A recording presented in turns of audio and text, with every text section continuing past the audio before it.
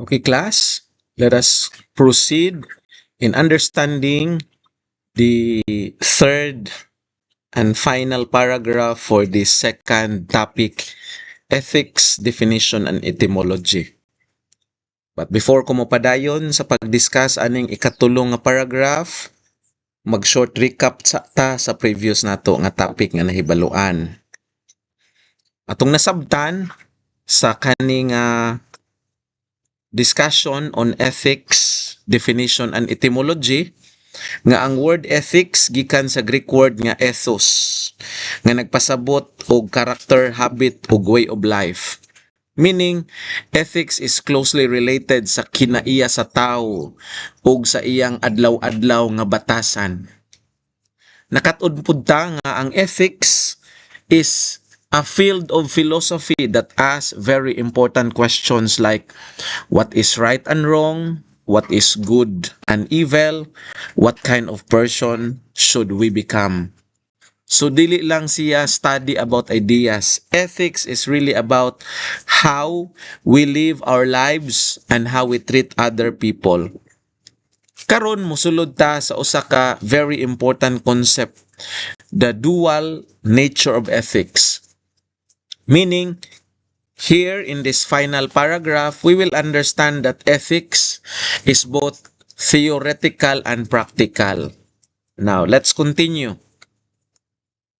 The first sentence of this third paragraph. Class, kung atong paminahon, murag simple ra kaayo ni nga sentence, no? Ethics therefore is both theoretical and practical. Pero actually, very important ni siya sa pag-understand sa ethics. When we say theoretical, it refers to thinking, analyzing, reflecting. Meaning, nagunahuna ta deeply about moral questions. Example, mangutana ta, why is honest important? Why should we treat people fairly? Why is justice necessary in our society? Kana nga mga pangutana are part of the theoretical side of ethics. Nag-study ta sa concepts, nag-analyze ta sa principles, ug nagunahuna ta unsay foundation sa morality. Pero ethics does not stop there. It is also practical. Meaning, dili ni siya pangunahuna, kinahanglan ni siya i-apply gikan sa pulong practice, kinahanglan ni i-apply sa real life.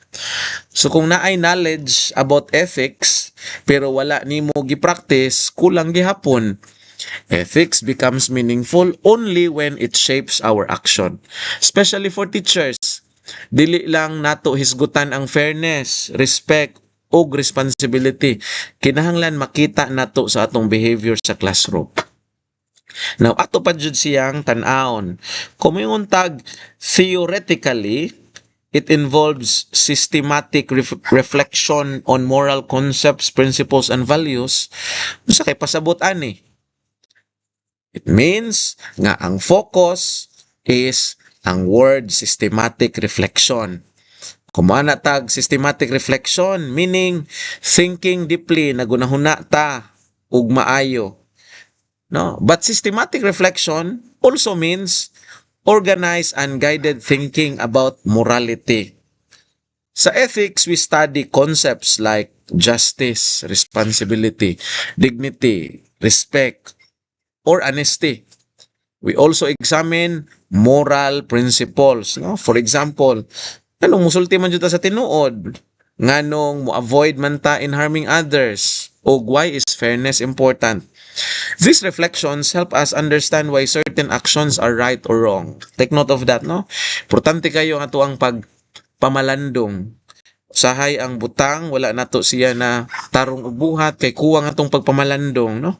For education students like you, theoretical understanding is very important because when you become teachers, daghan kayo mo sitwasyon nga kinahanglan ninyo nga mag-decide ta. Therefore, adunay moral principles na kinahanglan natong timan-an. No? For example, kung naa ka estudyante nga mag-cheat sa exam, unsa imong buhaton, punish immediately or investigate the situation first. Kung naa kay struggling students nga pirming malate, unsa imong approach? Stricto kay ta or magtan-aw ta sa iyang background? These decisions require ethical thinking. Magunahuna ta. Now, let's proceed to the third paragraph. Practically, it guides action, shaping choices, behavior, and relationships. So, in this sentence, we will now move to the practical side of ethics. No? Practical ethics is about how we act. Atong buhaton siya, no? Nakahuna-huna naman ta sa theoretical part. Now, we have to act in real situation. Every day as teachers, we make choices. How we talk to students, how we respond to mistakes, how we give grades, or how we manage disciplines. All these decisions are ethical actions. Ethics shape our behavior, meaning it influences how we treat people. For example, kung ethical ang teacher, he or she will show patience towards slow learners, fairness in grading, or respect in communication.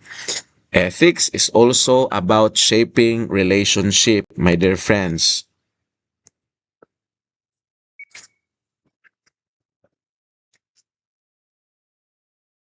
Ang relasyon sa teacher ug student kinahanglan grounded in respect and dignity. Dili pwede nga ang classroom mahimong lugar sa fear or humiliation. So in practice, ethics becomes visible in the life of the teacher. Now, let's proceed to the fourth sentence.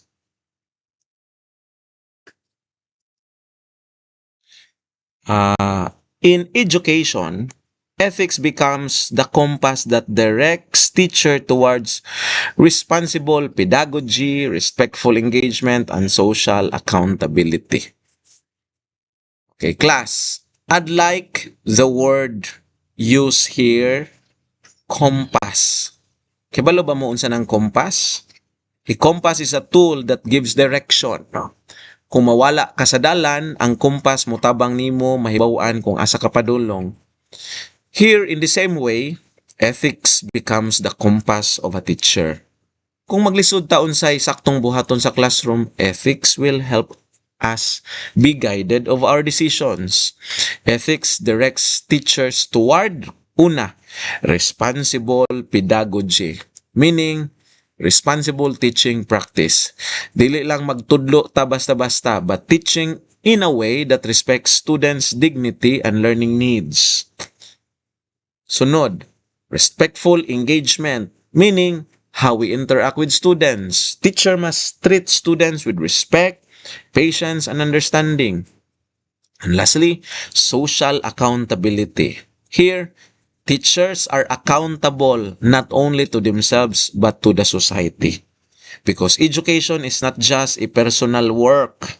Dili lang ni siya panginabuhian or pamaagi sa pagpangwarta. Teachers help shape the future citizens of the nation. Ing anak kadako ug kabililho no ang trabaho sa mga magtutudlo. Now, let's move to the final sentence. Here niingon, it challenges educators to align their professional practices within moral ideals that promote human flourishing and social justice. Now, let us look at the word challenge. Ethic challenges teachers. Okay? Meaning sometimes doing the right thing is not easy. For example, being fair when students, no? Even when students pressure you. Usahay, ang estudyante, no? Mo haras sa mga estudyante. Maintaining integrity even when no one is watching is very important in us. Standing for justice even when it is unpopular. Ethics calls teacher to align their professional practices with moral ideals. What are these ideals? Una, giingon diri, human flourishing. Pasabot ana, helping students grow intellectually, emotionally, and morally. Ni flourish, meaning na purma ka isip usa ka tao. Sa giingon pa sa Tagalog nga pinulungan, madaling maging tao, mahirap magpakatao. Human flourishing tells us na kinahanglan ta motubo intellectually, emotionally, and morally. Kaduha, social justice, meaning fairness, equality in education, walay discrimination, walay favoritism, walay oppression. Teachers must ensure that the classroom becomes a place where every learner is respected and given opportunity to grow. So class, as I end my short presentation for this third paragraph for the second topic, I want you to reflect on this. Being a teacher is not just something about mastering lesson plan or delivering lectures effectively or perfectly. Teaching is about living ethically. Your students must forget what you teach them. They may forget the formulas you teach them. They may forget sometimes the theories that we ask them to report. But they will always remember you. They will remember you on how you treated them. So the real question of every future educator is not only what subject can I teach, no? But also what kind of person am I becoming as a teacher? Because in the end, the most powerful lesson which you can teach to your students from a teacher, from you as a teacher, is your character, ang imong kaugalingon, ang imong pagkamodelo kanila.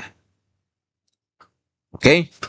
Nalang ko'y gamayng twist ani so that I would know who will be watching this recording. I want you to comment your teacher before, no? Maybe during your elementary days, high school days, senior high school days that you are proud of. Now you can do a shout out in the comment section kung kinsa ni sila aron mapakita nato nga they become a model for us. Okay, thank you class. Padayon ta sa pagtuon ug pag-reflect because ethics is not only something that we study, it is something that we live every day. So diri lang sa takutob, for our next recording, I will proceed to the third topic, ethics as a branch of philosophy. Sige, that would be all. Salamat sa pagtan-aw ani nga video ug maayong adlaw sa tanan.